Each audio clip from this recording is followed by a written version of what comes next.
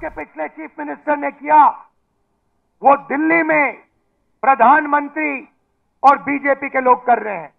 जिसको पहले enforcement directorate कहा जाता था वो आज एक्सटॉर्शन डायरेक्टरेट बन गया है और देश के सबसे भ्रष्ट मंत्री, सबसे भ्रष्ट नेता नरेंद्र मोदी जी के साथ खड़े हैं और दुनिया का सबसे बड़ा स्कैम इलेक्टोरल बॉन्ड्स का स्कैम है। यहां पे हमने बीजेपी की बी टीम को हराया, आने वाले चुनाव में हम ए टीम को हराने जा रहे हैं। కాంగ్రెస్ పార్టీ రాజశేఖర రెడ్డి గారు ముఖ్యమంత్రిగా ఉన్నప్పుడు టిఆర్ఎస్ సంబంధించిన ఎమ్మెల్యేలందరినీ కూడా కాంగ్రెస్ పార్టీకి పంపించి కాంగ్రెస్ పార్టీని ఆదుకున్నారు.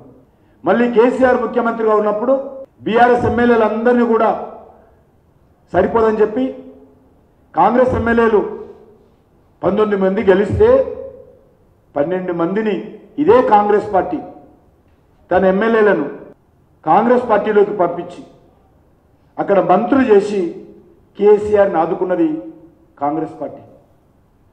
ఈరోజు మళ్ళీ కాంగ్రెస్ పార్టీ అధికారంలో రాగానే వచ్చిన 3 నెలలలోపే బీఆర్ఎస్తో గెలిచినటువంటి ఎమ్మెల్యేలందరినీ కూడా కేసీఆర్ కాంగ్రెస్లోకి పంపి కాంగ్రెస్ పార్టీ ప్రభుత్వాన్ని ఆదుకునేటువంటి ప్రయత్నం చేస్తున్నారు.